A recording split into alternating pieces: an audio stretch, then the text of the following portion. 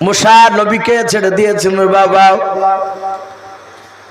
ফেরাউন বলল জাল্লাদ তোমরা তো লোহার খানা নিয়ে রেডি হয়ে দাঁড়িয়ে যাও। আগুনে না মিষ্টিতে হাত দিলে অমনি খেচা করে মেরে দেবাও, একবার যেন কথা যেন বলতে না হয়। জল্লাদেরা তলোয়ার নিয়ে দাঁড়িয়ে আছে। मूसा নবীকে রাজ দরবারে ছেড়ে দিয়েছে, আগুনের কুণ্ড রেখেছে একদিকে, আর একদিকে বাপজি মিষ্টাই দিতেও বাপজি জিনিস রেখেছে মিষ্টি জাতীয়। হযরত मूसा হামাগুড়ি দিতে দিতে দিতে দিতে একবারে বাপজি আপনার মিষ্টির দিকে হাতটা নিয়ে যাচ্ছে, ডান হাত খানাও। ফেরাউন বলে বিবি আসিয়া তুমি বলছিলে বাচ্চা অবুঝ অবস্থায় মেরেছে, বুঝে নাই। দেখো এই বাচ্চা ছেলে জানে কোনটা আগুন আর কোনটা মিষ্টি জিনিস খেতে হয়। যাহাতে হাত দিতে যাবে আর ওই সময় আল্লাহ ডেকে বলেন জিবরিল যাও আমার मूसा নবীর হাত খানাও, ডান হাতটা বাম হাত ডান হাতটা আগুনের দিকে নিয়ে যাও, মিষ্টির দিক থেকে নিয়ে যাও। আগুনটা তুলে मूसा নবীর মুখে ভরে দাও। আমি আমার मूसा নবীকে প্রমাণ করার জন্য আমি তার জিভটা পুড়ে দিয়ে তাকে তুতলা বানাবো। বলুন আলহামদুলিল্লাহ। मूसा নবী আগুন তুলে বাপজি মুখে ভরে দিলেন রে বাবা। ফেরাউন বাপজি দেখলো তাই তো, এ তো বুঝলে কোনোদিন আগুন মুখে দিত না। আসিয়া দৌড়ে গিয়ে মুখ থেকে বাপজি আগুনটা বার করতে গিয়ে জিভটা পুড়ে গেল। কে বলেছেন বড় জিভলায় ভিতরকার আলা জিভটা পুড়ে গেছে, ছোট একটা জিভকে আলা জিভ বলি, পুড়িয়ে যে मूसा নবী আলাইহিস সালাম তুতলা হয়ে গেল। मूसा আলাইহিস সালামকে বাপজি ফেরাউন ছেড়ে দিল। কিন্তু কিতাবে লিখেছে ফেরাউন বলছে সেই জামানার কোনো ওষুধে কাজ হতো না, ওষুধে কাজ হয়নি। কিন্তু আমি যখন রাজ দরবারে কথা বলতাম ভরপুর মজমা জমে যেত, আর অমনি ওই মাথার যন্ত্রণা উঠতো কাবার। তখন কি করতো, তখন লোকেরা বাপজি ফেরাউনের চুলকে ধরে টানতো, চুলকে ধরে টানতো, কার সাথে হাতে বাপজি ওই ব্যথাটা কমে যেত। বলুন আলহামদুলিল্লাহ। এইভাবে ফেরাউনের 12 বছর ব্যথা ছিল। বলুন আলহামদুলিল্লাহ। ওই मूसा নবীর চড়ের থাপ্পড়ের ব্যথা 12 বছর ছিল। আল্লাহ রাব্বুল আলামিন এরকম অনেক পাঠিয়েছে। তো ভাই আমি বলছিলাম এই मूसा আলাইহিস সালাম আপনার আস্তে আস্তে ফেরাউনের দরবারে বাপজি বড় হলে বেশ। मूसा আলাইহিস সালাম একটু 18-19 বছরের সন্তান হয়েছে। সেই সময় मूसा নবী দিনের বেলাতে বাপজি দেখলেন যে আমি আজ মাঠ বেড়াতে যাই। যে मूसा আলাইহিস সালাম দুপুর বেলাতে বাপজি ইরাদা করেছে মাঠ বেড়াতে যাবে। আর নবীদের কাজ একটু উল্টা হয় আমাদের চেয়ে। আমরা যেমন নামাজ পড়তে চাই না, ওরা নামাজ পড়তে বলে। তো मूसा নবী দেখলেন দুপুর বেলা সবাই বাড়ি আসামের এই ফাঁকে মাঠ বেড়াতে যায়। মাঠে যে দেখছে গোটা মাঠের মধ্যে দুটো লোক, একটা লোককে বাপজি লাঠি দিয়েই মারা, সেই মার একজনাতে মারছে। তো যাকে মারছে সেই লোকটা হচ্ছে मूसा নবীর বংশের লোক। বলুন আলহামদুলিল্লাহ। বানি ইসরাইলে। আর যে দাদাগিরি করে মারছে সে হচ্ছে ফেরাউনের বংশধর। তো मूसा যে বললেন ভাই এই লোকটাকে, নিরহ গরিব লোকটাকে মারছো কেন? বলছে मूसा তুই ফেরাউনের বেটা হতে পারিস, এই দুপুর বেলাতে কি করতে হেছিস, যা বাড়ি যা। मूसा নবী বললো ভাই একে মারছো কেন? তাই বললো। বলে এই বুঝাটা নিয়ে যেতে বলেছি, বুঝাও পারবো না তাই বলছে। বলে এই 2 বারে নিয়ে যাবে, আর আমি ওকে বলছি একবারই নিয়ে যেতে হবে, কারণ বাদশাহ গুড়া তার বংশ লোক গুড়া। তো मूसा নবী বললেন ভাই 2 বার পারে, একবারে দিবা? বলে मूसा ওকে একবারই নিয়ে যেতে হবে, আমি এক কথার মালিক। मूसा নবী দেখলে তো শুনবে না, সোজা আঙুলে ঘি উঠে না। আর ওই লোকটা বারবার मूसा নবীকে বলছেন ভাই আমাকে মেরে ফেলছে, আমাকে মেরে ফেলবে ভাই, আপনি একটু বাঁচান। আর অমনি मूसा আলাইহিস সালাম হাতকে এমনি করে গোটাছে। তফসিরে লিখেছে मूसा নবীর একটা ছোট থেকে অভ্যাস ছিল জামাকে ভাবে গোটাতে। আমরা অনেকে দেখেন জামা এমনি করে গোটায়। मूसा নবী হাত গুটিয়ে বাপজি আস্তে করে এভাবে মেরেছে। আর ওই যে 4000 যুবকের শক্তি, যাহাতে মারিয়াছে আর উনি সাঁতা হাতে দাঁড়াস করে পড়ে বাপজি মরে গেছে। মুসানবী বললেন ভাই এটা নাকে হাত দিয়ে দেখো দিনি। তনি বলছে ভাই ও শালা মরিয়াছে ঠিকই হয়েছে যে মার খাই চলো সে। তো বলে কেন ভাই? বলে তুমি লাশলে আমাকে তো মারিয়ে ফেলতো। বলে ঠিকই হয়েছে বেয়াদব মরিয়াছে। বলে ভাই আমি তো মারিয়ে ফেলবো বলে মারিনি, কিন্তু ভাই শোনো এ তুমি আর আমি আর জানছে আল্লাহ, আর ও জানতো যে আমি মুসা মারিয়েছি ওকে, কিন্তু জানি তো লাভ নাই। বলে ঠিক আছে ভাই আমি কাউকে বলবো না। মুসা বললো কাউকে যেন ভাই কথা যেন বললো না। বলে ভাই আমি কাউকে বলবো না। মুসা নবীর এলাকায় বাপজি মাঠে ওই লোকটাকে মরা দেখে তফসিরে লিখেছে ফেরাউনের সে আবার ফুপায় তো ভাই ছিল আপন নিজের মানুষ। হামান যে বললো তুমি আল্লাহ দাবি করিয়েছো আর ওই যে তোমার মাঠে লাশ পড়িয়ে তাহলে কে মারলো তাহলে তুমি জানো না? ফেরাউন বলছে না এ তো অসুবিধা।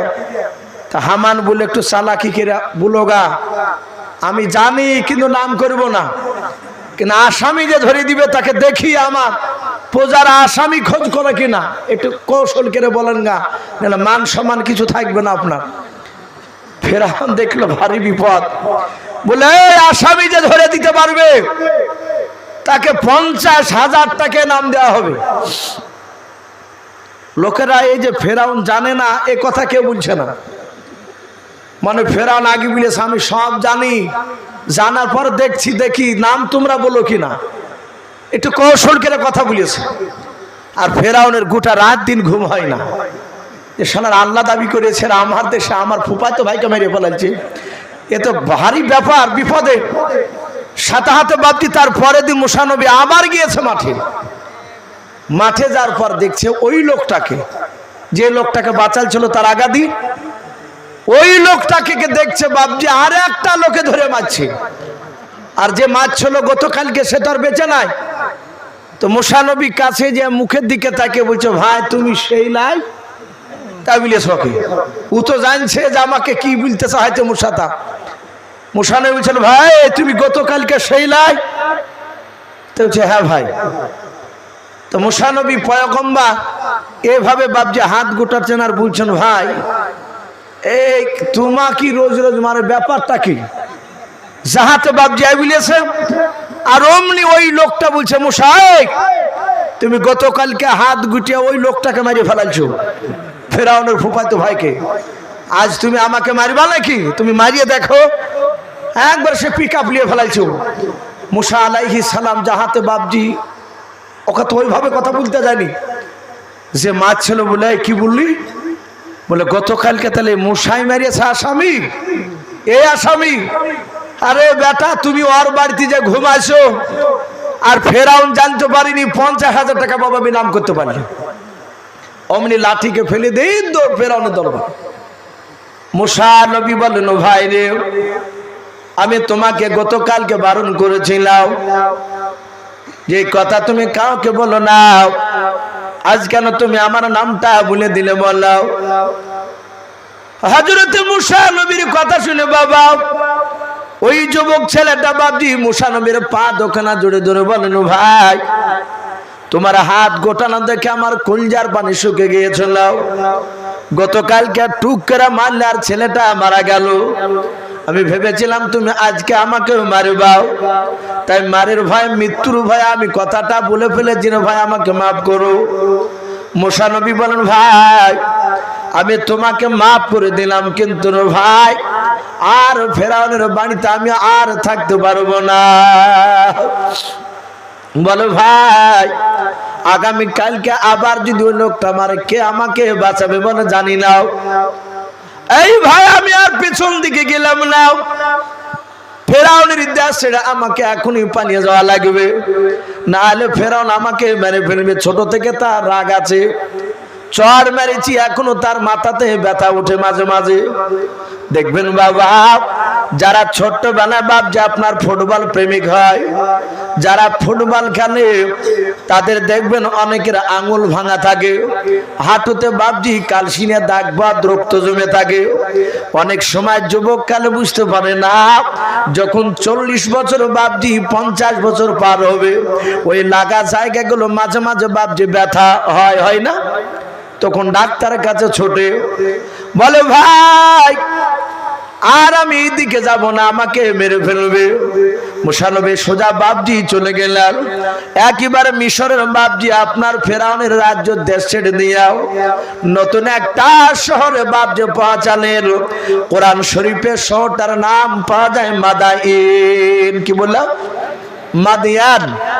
আমরা মাদাইন শহর বলি বাংলাতে। এই মাদাইন শহরে গিয়ে বাপজি হযরত মুসা নবী গিয়ে পৌঁছালেন। যায় খাজুর বাগানে দাঁড়িয়ে আছে, চিন্তা করছেন থাকবো কোথায়, কে থাকতে দিবে আমাকে? এ বিদেহা জায়গা, আমি তো এখানকার লোককে আমি চিনি না। ঘন্টা খানেক ধরে বাপজি দাঁড়িয়ে থাকতে থাকতে দেখছে ওই খাজুর বাগানে মুসা নবী যেখানে বাপজি দাঁড়িয়েছে ওখান থেকে 10 হাত দূরে দেখছে দুটো মেয়ে, ছোট ছোট বাপজি দুটো মেয়েতে ছাগল হাতে করে দড়িতে বাঁধিয়ে নিয়ে দাঁড়িয়েছে। এরাও 2 ঘন্টা ধরে দাঁড়িয়ে, মুসা নবী 2 ঘন্টা ধরে দাঁড়িয়ে। মুসা নবী পেছন দিক থেকে বলছে, ওগো বোন, এই বোন, আমি 2 ঘন্টা ধরে এখানে বসে বসে দেখছি দাঁড়িয়ে, তোমরা তো দাঁড়িয়েছো, ব্যাপারটা কি, বাড়িয়েছো না কেন? তখন মেয়া দুটি এভাবে মুসা নবীর দিকে একবার তাকানোর পরে আর তাকালেন না, মুখটা ফিরে নিলেন। ফিরে নেওয়ার পরে সাথে হাতে বাপজি বললেন যে আমরা ছাগলকে চড়ালছি, পানি খাওয়াবো। ওই দেখো ছেলেরা সব পানি পান করাচ্ছে ঝর্ণা থেকে, ওরা চলে যাবে, তারপর আমি পানি পান করে নিয়ে বাড়ি যাব, আমাদের রাত হয় যেতে। মুসা আলাইহিস সালাম বললেন, বোন তাহলে এখনো তো অনেক দেরি, আমাকে একটু সময় দাও, আমাকে যদি দাও ছাগল দুটো, তাহলে পানি পান করলে এসে চলে আসবো খেয়ে। বলা অসুবিধা নাই, তাহলে খুব ভালো হয়। পাঠিয়ে দিল। মুসা নবী যে পানি খাইতে বাপজি জাহাতে চাইলে, ভাই আমরা উঠবো না ভাই, এ দেখেন 1:30টা পার হয়ে গেল, ইনশাল্লাহ এখনই দোয়া করবার কয়েক মিনিটের মধ্যেই, যেহেতু বাপজি ঘুম একটা আল্লাহর বড় নিয়ামত। আমরা হয়তো এলাকার প্রথা হয়ে গিয়েছে যত রাত পর্যন্ত মাইক বাজবে আমরা তত ভাবি যে জালসা মনে হয় বড়ই হলো। গতকালকে টেহট মাদ্রাসাতে ছিলাম ভাই, ফজর পর্যন্ত আলোচনা। তো বলছি ভাই লোক থাকুক বা না থাকুক চালাতে হবে, 2 ঘন্টা বলতে হবে, আর এক গাদা বক্তা নিয়েছে।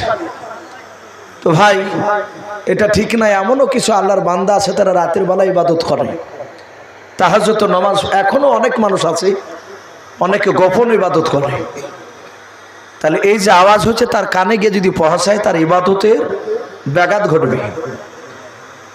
আল্লাহ মাফ করুক, যদি আল্লাহ কিয়ামতের ময়দানে ওই প্রশ্ন যদি করে আমাদেরকে, আমরা জবাব দিতে পারবো না। তাই ভাই এই নিয়ামত একটা, ঘুম একটা বড় জিনিস। আপনারা অনেকে চাষি মানুষ যারা এখানে আছে দেখেছি, গভীর রাত্রিবেলা যারা ওয়াজ শুনে তারা শিক্ষিত মানুষ খুব কমই থাকে, মাঠে কাটা মানুষ, হয়তো তারা কোরআনকে ভালোবাসে তাই বসে থাকে। আর অতিরিক্ত যারা দেখবেন হাই র্যাঙ্কের শিক্ষিত, তারা ঘুমের ব্যাঘাত ঘটবে বলি একটু ঘোরাফেরা করে 8 ঘন্টা বসে বাস প্যান্টে হাত ধরে শটাব ও পালিয়ে যায়। তো ভাই ঘুমাতে হবে, আবার ফজর আজান নামাজ ইনশাল্লাহ আমরা পড়বো। মুসা আলাইহিস সালাম তিনি বাপজি সেখানে থাকার পরে পানি খেয়ে দিয়ে ওই মেয়া দুটোকে ছাগল দিয়েছিলেন। ওই মেয়া দুটোর কথা তফসিরে লিখেছে, ওই মেয়া দুটো ছিল হযরতে শুআয়ব নবী আলাইহিস সালামের কলিজা টুকরা বিটি। বলুন আলহামদুলিল্লাহ। ভাই আমার বলার উদ্দেশ্যে এই মুসা আলাইহিস সালাম ওই শুআয়ব নবীর বাড়িতে থেকে লাস্টে শুআয়ব নবীর বড় বিটির সাথে মুসা নবীর বিয়ে হয়েছিল। বিয়ে করার পরে 6-7 দিন পরই শুআয়ব নবী বললেন 6-7 দিন থাকলে বিয়ের পরে, আগে যা থেকেছে তখন আমার বাড়িতে রাখাল সাজি, কিন্তু আমার বিটির সাথে বিয়ে দেওয়ার পর 6-7 দিন থাকলে জামাই হিসাবে আর থাকতে হবে না, তুমি আমার বিটিকে লাউলিয়ে সোজা তোমার দেশে চলে যাও, যে তোমার বাপ মার খিদমত করো গা। এটা মুসা নবীকে তার শ্বশুর মশাই নিষেধ করছে। আর আমাদের বেশিরভাগ বাপজি শ্বশুর মশাইরা চায় বাপ মাকে ছেড়ে দিয়ে সে খেলে থাকুক, দিয়ে জামাইয়ের ইনকাম খাতে বলে বিরাট ব্যাপার। কিন্তু না, শ্বশুর বাড়িতে থাকতে নেই। আমরা অনেক যুবকরা থাকি, আবার অনেকে বসে বসে কান্দে শুদ্ধি, বাসি ভাত খাইতে দেয়, যাহাতে শ্বশুর বাড়ি থাকতে লাগে, মান থাকে না। তাই জন্য বাপজি ওটা বড় কথা নয়, কিন্তু কোরআন হাদিস দিক দিয়েও লক্ষ্য করলে পাওয়া যাবে যে শ্বশুর বাড়িতে থাকতে নেই। একজন নবী শোয়েব নবী পয়গম্বর তার জামাইকে বলছে, সোজা হাঁটো আমার বিটি কিনে তোমার বাপের দেশে, যে বাপ মার খিদমত করো। এই বাপ মার খিদমত করতে করার সময়, আসার সময় তার বিবির পেটে তখনও বাচ্চা আসেনি, কিন্তু রাস্তা দিয়ে আস্তে আস্তে হঠাৎ করে একটা আগুনের দরকার। তার বিবিকে বাপজি জঙ্গলে একটা গাছের গুড়িতে বসে রেখে আগুন খুঁজতে গিয়ে দেখছে ওই পাহাড়ে গাছের ওপরে একটা আগুনের কুণ্ড। ধরতে গেলে আগুনটা উপরে উঠে যাচ্ছে, আবার চলে আসছে, আবার আগুনটা নেমে আসছে। মুসা নবী জানে না যে এটা কে। আগুনের ভিতর থেকে বললো, আমা তিলকা বিয়ামিনিকা ইয়া মুসা। আগুনের ভিতর থেকে বাপজি আওয়াজ আসলো, এই মুসা, তোমার ডান হাতে ওটা কি? মুসা নবী বলেছিলেন, আমার ডান হাতে এটা আশা মোবারক লাঠি। লাঠির অনেক গুণাবলী বলেছিলেন, যে লাঠিটা শোয়েব নবী দিয়েছিলেন মুসা নবীকে। লাঠি ফেললেন, সাপ হয়ে গেল। আবার ওই লাঠিতে সাপে হাত দিলেন, লাঠি হয়ে যাচ্ছে। আবার মুসা নবীকে বললেন, তোমার হাতখানা বগলে ভরো। বগলে ভরলেন, হাত বের করলেন, আলা বের হচ্ছে। বলে, আপনাকে জানি না, এই আলা বের হচ্ছে কেন? আগুনের ভিতর থেকে বললে, এই মুসা, আমি তোমার আল্লাহ। বলুন আলহামদুলিল্লাহ। বলে, আল্লাহ আপনি? বলে, হ্যাঁ। বলে, আলা বন্ধ হবে কি করে? বলে, তুমি বগল ভরে সাপ দাও। বগলটাই হচ্ছে সুইচ, সাপ দিবা জ্বলবে, সাপ দিবা বন্ধ হবে। যাহা তো হয়ে গেল। আল্লাহ বললেন, মুসা, আর তোমার বিবির কাছে আগুন নিয়ে যেতে যাওয়া লাগবে না, তোমার বিবিকে দেখাশোনার দায়িত্ব আমার। এই মুসা, এক্ষুনি তোমাকে নবুয়ত দান করলাম, যাও তুমি নবী এখন মুসা প্রকাশ হয়ে গেলে, তুমি ফেরাউনের দরবারে কলমার দাওয়াত নিয়ে যাও। বলুন আলহামদুলিল্লাহ। মুসা নবী বললেন, আল্লাহ মাফ করবেন, আমি ছোটবেলায় আগুন তুলে মুখে খাতে গিয়ে জিভ পড়ে গেছে, তো তুমি করেছো। ওগো মাওলা, তুমি তো সবই জানো। আমার কথাটা তুতলা, ফেরাউন সব কথা বুঝতে পারতো না, এখন গিয়ে কথা বলে সব বুঝতে পারবে না। আল্লাহ বলেন, মুসা তুমি কি চাও? বলে, আল্লাহ আপনি আমার বড় ভাই হারুনকে নবী করে দেন। বলুন আলহামদুলিল্লাহ। আল্লাহ বললেন, নবী করে দিব? বলে, হ্যাঁ। বলে, যাও তোমার বড় ভাই হারুনকে নবী বানিয়ে দিলা। ভাই মুসা নবীর ভাই হারুন জানি না যে নবী, তা তখন তার পর্দা মর্দা সব বুঝতো না। মুসা নবীর বড় ভাই হারুন একদম বান্না মেরেছে। বান্না মারা বলেন নাকি না নেংটি মারা বলেন? কিছু মানুষ দেখেন জমিতে বাপজি কুদাল দিয়ে যদি যায়, আর যা যদি বাপজি কাপড় যদি জোড়ো করে ঠিক দুই তাল বাড়ি করে দিয়ে যদি বাপজি বসেও, তাহলে জানতে হবে আল কাটতে বসেছেও। এমন শুরু করে আল কাটবে। তো ও বাপজি সে বান্না মেরে ছাগল চড়াচ্ছে, দুম্বা চড়াচ্ছে। আর মুসা নবী যে বলছে, আসসালামু আলাইকুম নবী ভাই, কেমন আছেন? তখন হারুন বলছে যে, টিটকারি মাছিস কেন? আমি নবী কবে থেকে হইলাম? বলে, এই দেখো সার্টিফিকেট নবীর আল্লাহর কাছ থেকে নিয়ে হয়েছি। বলুন আলহামদুলিল্লাহ। তারপরে তাড়াতাড়ি করে হাঁটু ঢাকছে। বলে, ভাই আমিও নবী, তুমিও নবী, চলো দুই ভাই আল্লাহ বলেছে ফেরাউনের কাছে যাইতে কলমার দাওয়াত নেই। ভাই কলমার দাওয়াত দিতে গেছেন, তখনকার যা ইবাদত তাই করতে বলেছিলেন। তাই প্রতিটা বাপজি ভাইদেরকে বলবো, আলোচনা বাপজি রসুলদের কথা, নবীদের কথা শুনলে দিলটা একটু নরম হয়, নবীর দিকে মহাব্বত হয়। তাই বাপজি আল্লাহ রাব্বুল আলামিন আমাদের সকলের দিলে মহান রব্বুল আলামিনের বিশ্ব নবী জনাবে মুহাম্মদ রাসূলুল্লাহ বলুন সাল্লাল্লাহু তাআলা আলাইহি ওয়াসাল্লামের মহব্বত যেন ভরে দেন। বলুন আল্লাহুম্মা আমিন। জান্নাতের আশা আকাঙ্ক্ষা যেন আল্লাহ ভরে দিন। বলুন আল্লাহুম্মা আমিন। জাহান্নাম থেকে যেন আল্লাহ আমাদেরকে হেফাজত করুন। বলুন আল্লাহুম্মা আমিন। তো ভাই যাই হোক, দোয়া হবে, আমরা এক্ষুনি দোয়াতে ইনশাআল্লাহ শরীক হব। আমরা সকলে একবার দুরূদ ইব্রাহিমটা পড়ে নিই। আল্লাহুম্মা সাল্লি আলা মুহাম্মাদি ওয়া আলা আলি মুহাম্মাদ কামা সাল্লাইতা আলা ইব্রাহিম ওয়া আলা আলি ইব্রাহিম ইন্নাকা হামিদুম মাজিদ আল্লাহুম্মা বারিক আলা মুহাম্মাদি ওয়া আলা আলি মুহাম্মাদ কামা বারাকতা আলা ইব্রাহিম ওয়া আলা আলি ইব্রাহিম ইন্নাকা হামিদুম মাজিদ সাল্লাল্লাহু তাআলা আলাইহি ওয়াসাল্লাম। ভাই এখনই দোয়া হবে। রহমান ভাই চলে গেছে নাকি?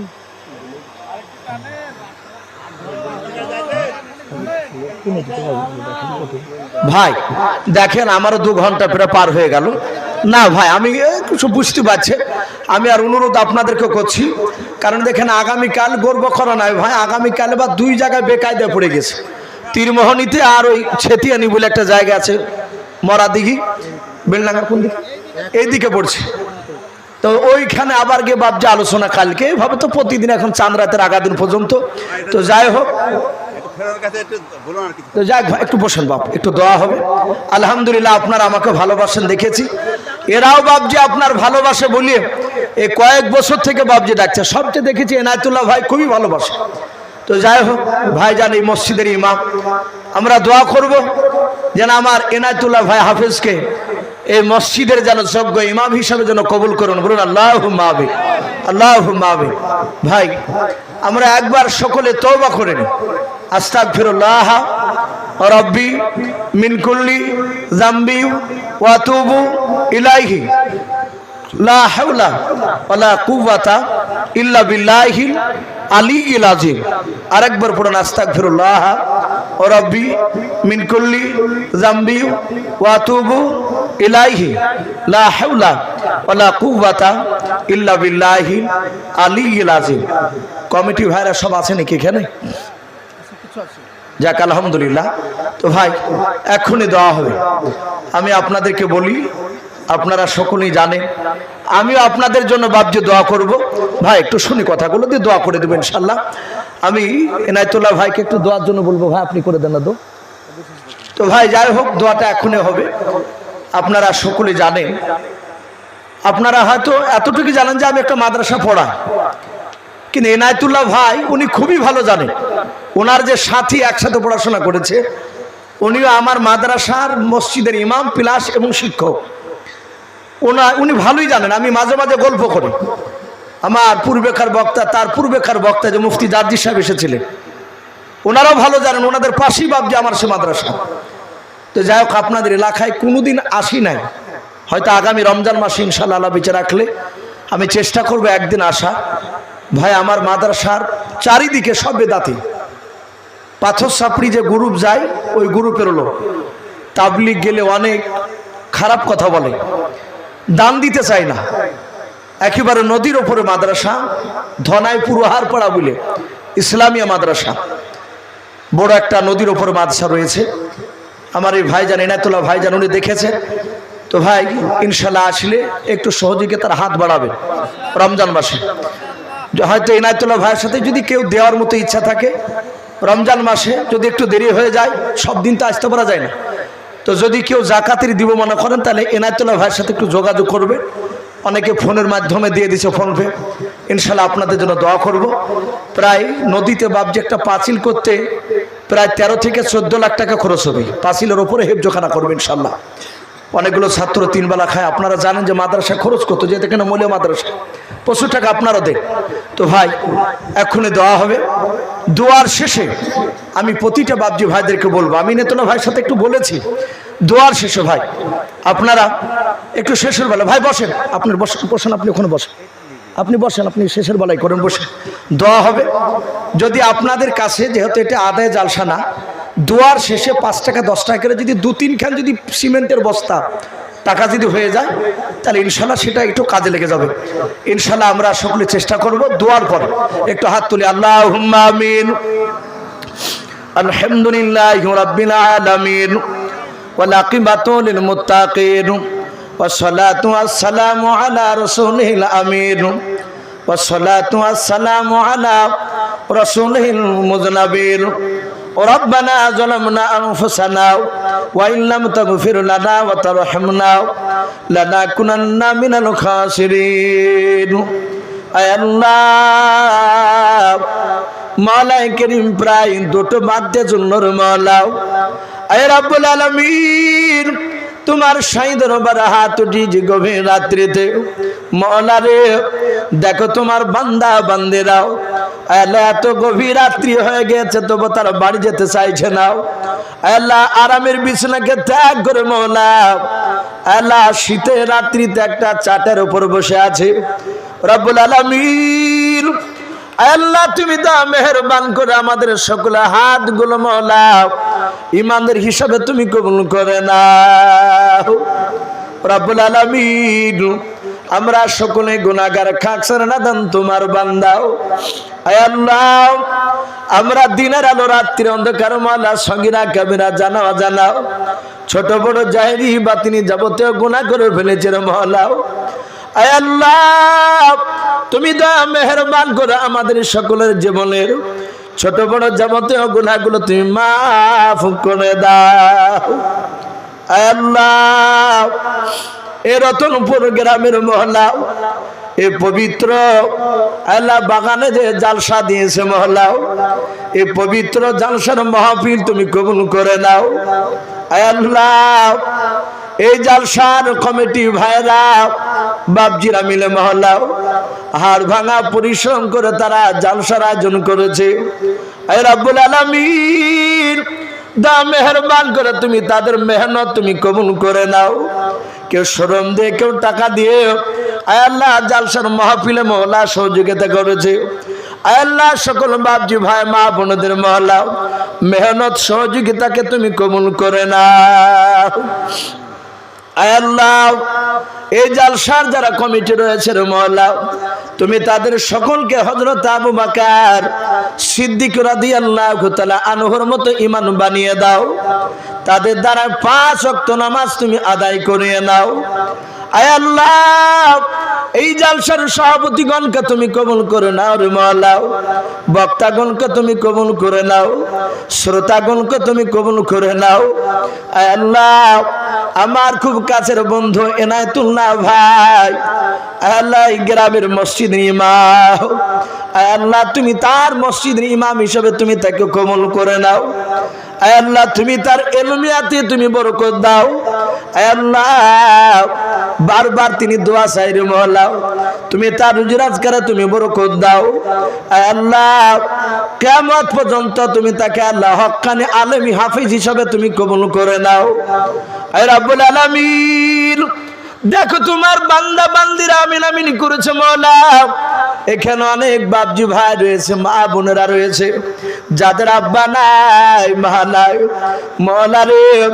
যাদের আব্বা মা নাই তুমি তাদের আব্বা মার কবর আযাবগুলো তুমি মাফ করে দাও আয় আল্লাহ দেখো যুবক ভাইরাও তারা তোমার নবীর মহব্বতে তারা বসে বসে কথাগুলো শুনছিল আল্লাহ আমার বাপজিরা মা বোনেরা তারা দেখো বসে বসে কথাগুলো শুনছিল আল্লাহ বাপজি এবং যুবক ভাইদের আল্লাহ মা বোনদেরকে তুমি ইমানদার হিসাবে সকলকে তুমি কবুল করে নাও আয় রব্বুল আলামিন এই গ্রামের যত মায়াত কবরবাসী হয়েছে রে মওলা সকল মায়াতের কবর আযাবগুলো তুমি মাফ করে দাও রব্বুল আলামিন আয় আল্লাহ এই গ্রামের প্রতিটা বাড়িতে তুমি রহমত বর্ষণ করো রোজে রাজকার বরকত দাও আসমানি বালা থেকে জমিনি বালা থেকে গ্রামের সকলকে তুমি হেফাজত করো আল্লাহ গ্রামের বাইরে থেকে যারা এসেছে আয় আল্লাহ তুমি আমাদের সকলের বাড়িতে তুমি হেফাজত করো সকলের বাড়িতে তুমি রোজে রাজকার বরকত দাও আয় আল্লাহ এই গ্রামের প্রতিটা বাড়িতে তুমি রোজে রাজকার বরকত দাও আয়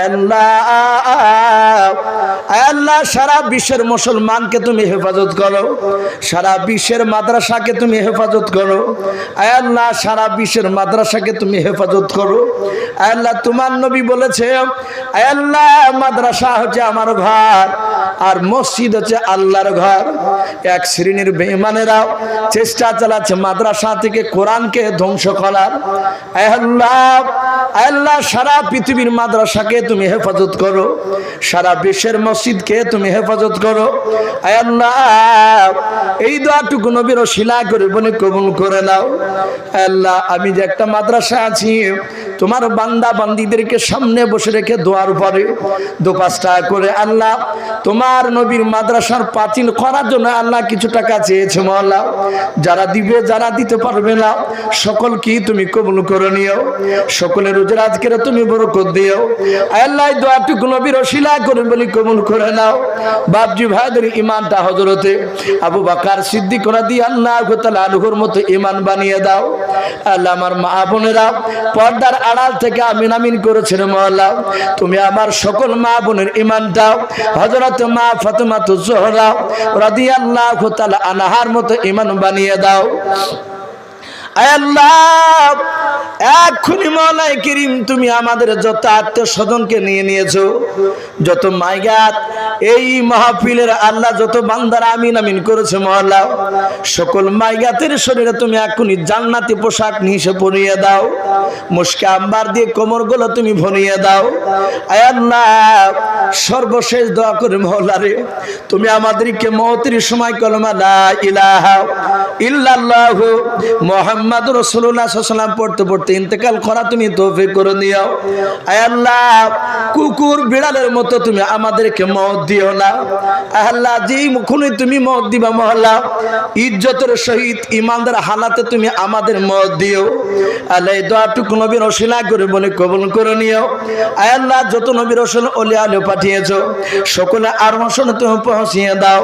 সুবহান রাব্বিকা রাব্বিল ইজ্জাতি আম্মা ইয়াসিফুন ওয়া সালামুন আলাল মুরসালিন ওয়ালহামদুলিল্লাহি রাব্বিল আলামিন।